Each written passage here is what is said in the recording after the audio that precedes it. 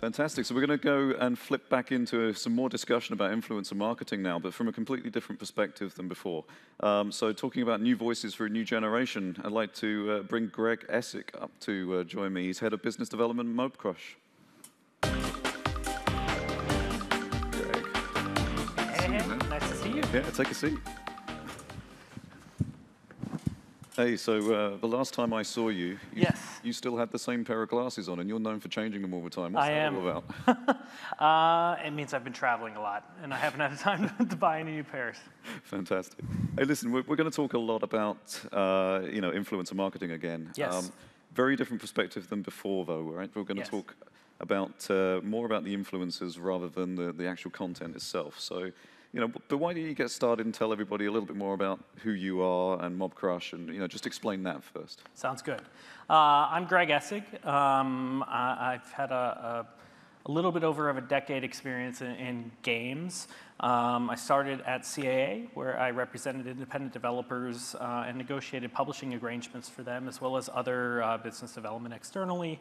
Then I moved on to Apple, where I was lucky enough to be there early on in sort of the rush to the beautiful mobile world that we've seen today, where I really helped sort of guide developers on launch strategy and business strategy during sort of the formative early years of mobile development, where we were all changing over to free-to-play.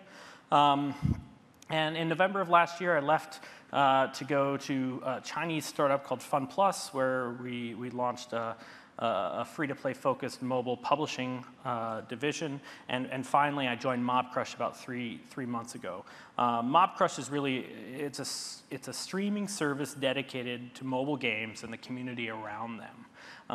But unlike sort of some of the other streaming services you see in the ecosystem, we're really focused on honing the experience for the mobile audience and sort of empowering what we see as the next generation, the next billion mobile streamers and personalities to reach their own audiences and find their own voices. That's really interesting. So, I mean, one of the things you've maintained, and you've told me this before, is that you think that gamers, players, they're getting most of their information today from a different source to maybe, 5 or definitely 10 years ago. I mean, yes. What is that? Tell us how that works. Well, I think at its core, these people, they really just want to find sort of authentic voices, just like their hometown friends. They really want to just hang out with people who they respect and understand and hear what they like. That's a more powerful message.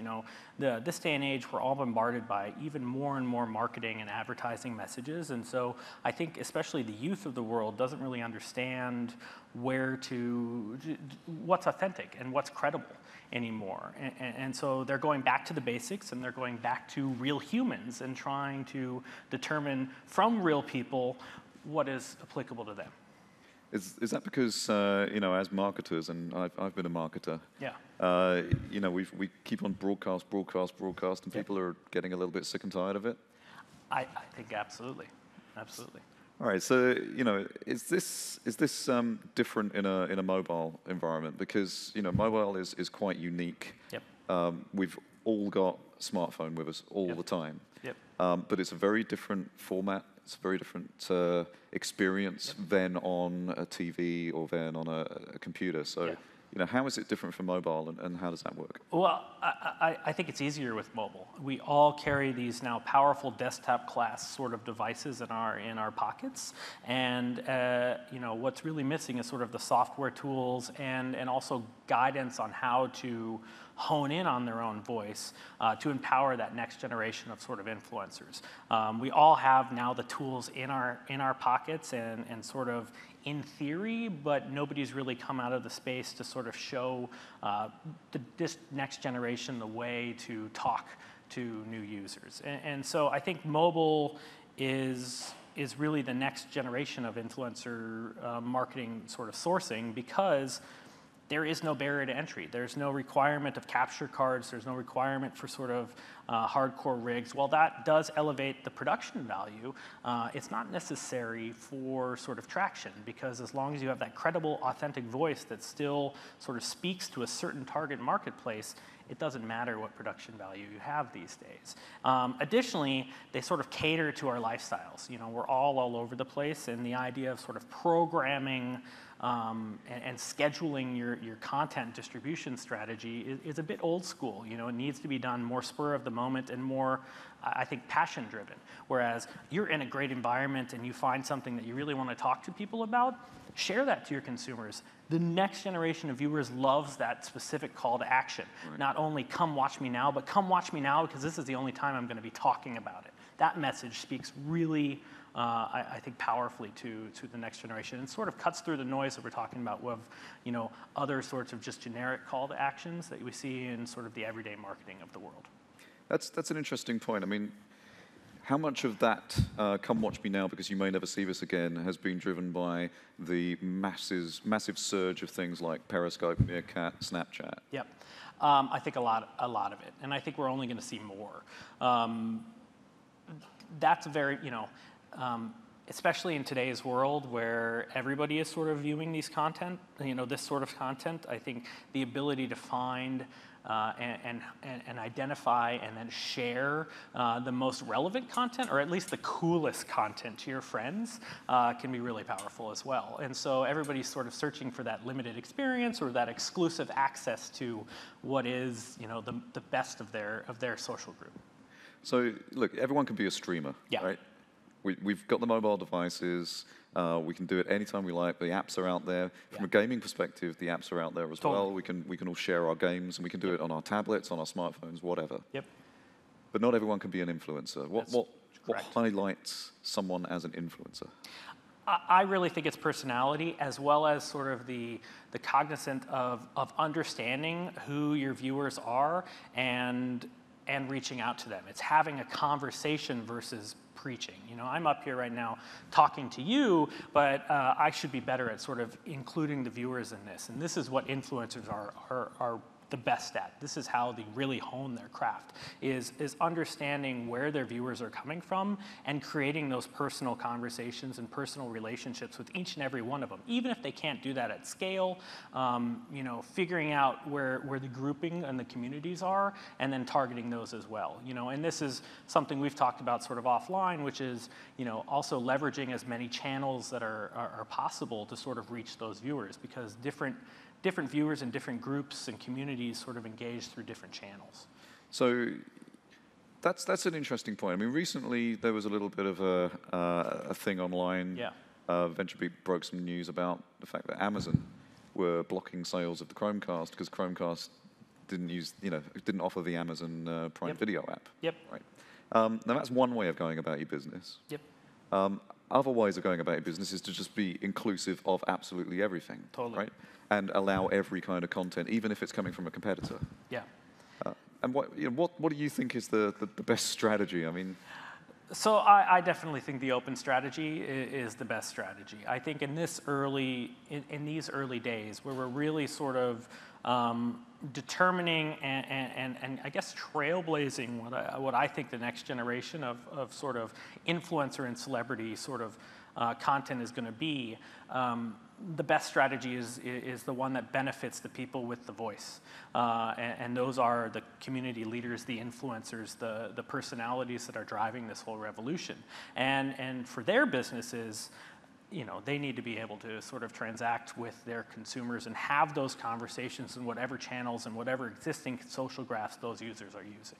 And so I think the restrictive approach is one strategy, and you know, Amazon definitely probably has their reasoning behind that, but to me the best approach is opening it up and focusing on the content that they're talking about, as well as again, enabling those conversations between fan and influencer.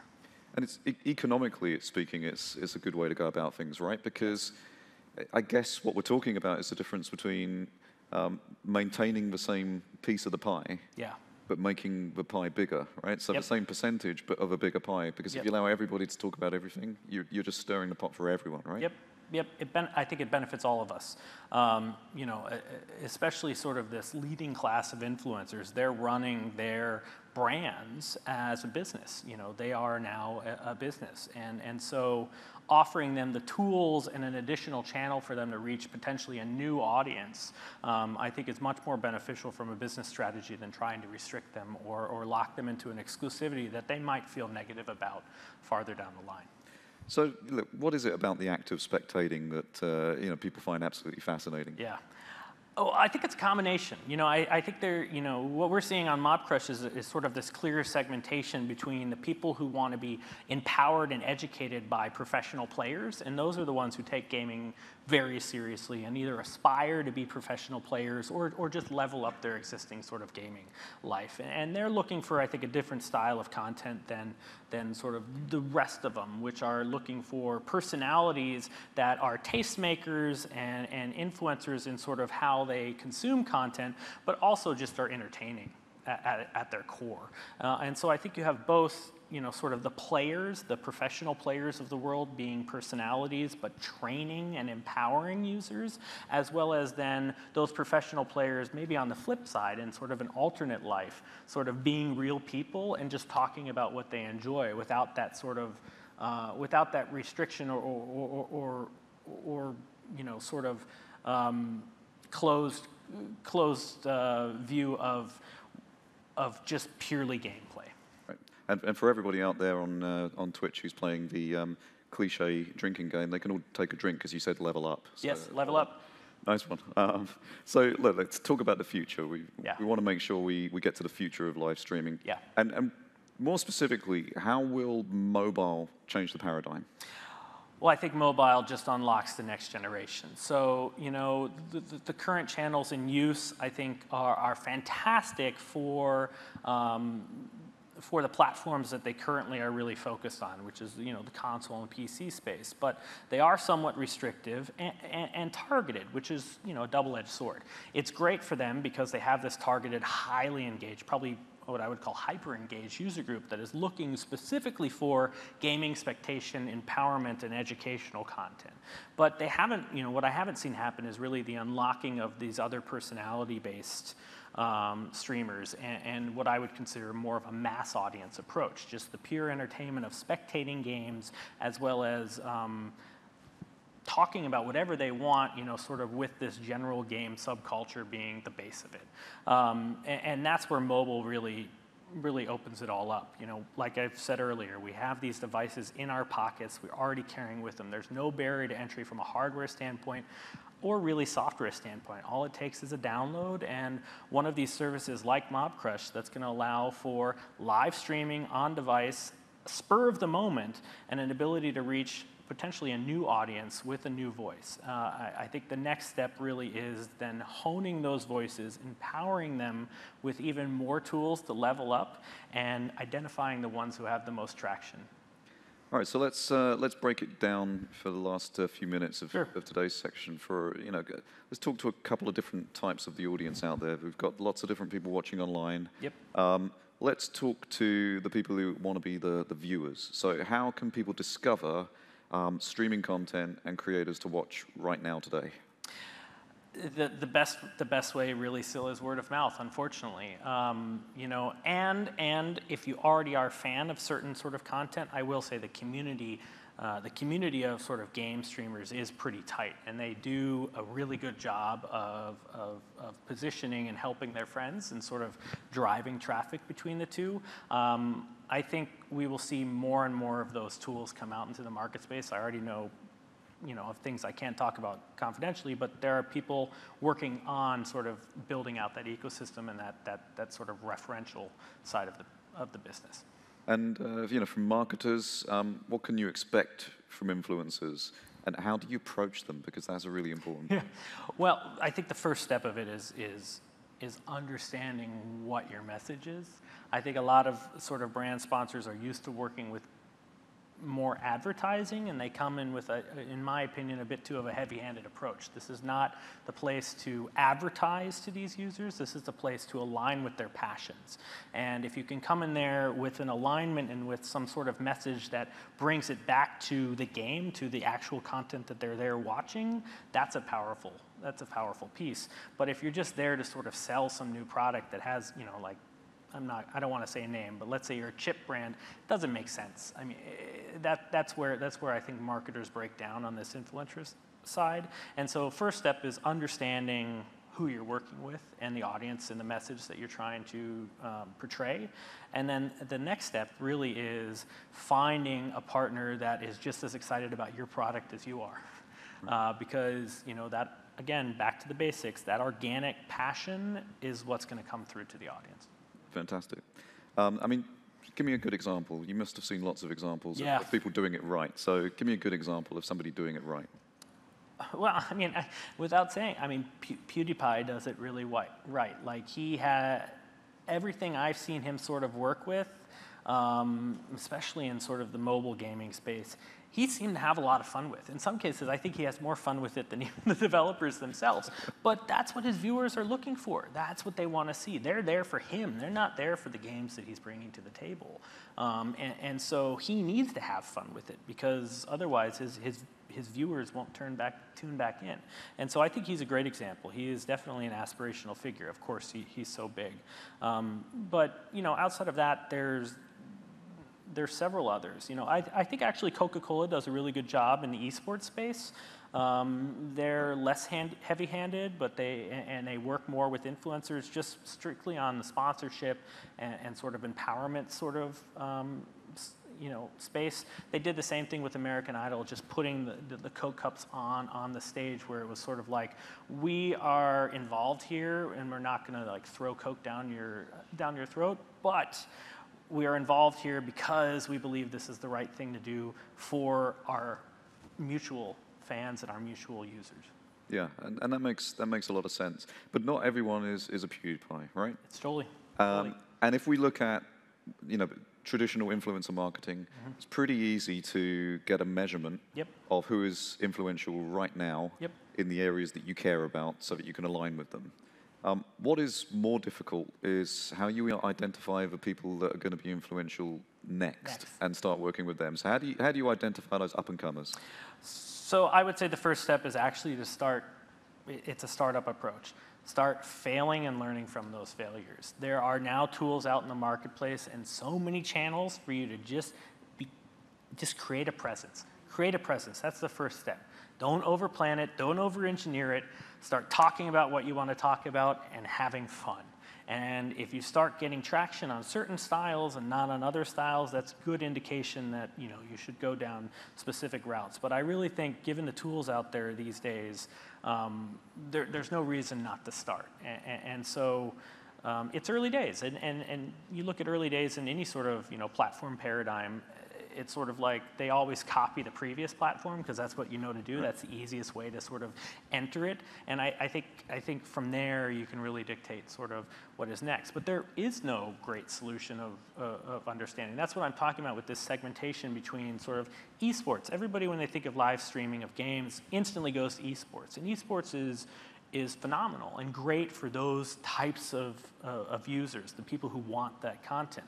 But there's a vast group of spectators potentially who want to watch gaming content from more of a culture perspective and more of a personality-driven perspective. And they're going to be looking for personalities and you know, sort of opinions that matter most to them. And I think have a point of view, start streaming, and be on as many channels as possible to, you know, sort of get your early traction. And based on that traction and based upon where you're seeing success, you can start to hone those skills.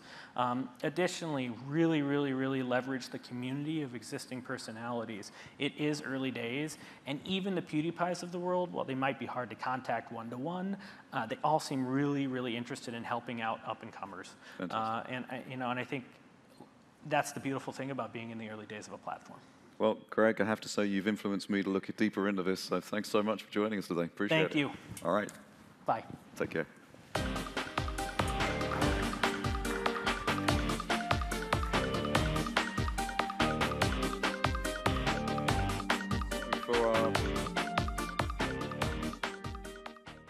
streaming audience. We just want to let you know we're going to be continuing sessions at 3 p.m. With Samsung's Mihai Pahontu and Greg Short. They'll be talking about developer success. So come back at 3 p.m. and continue the GamesBeat online love. Take care.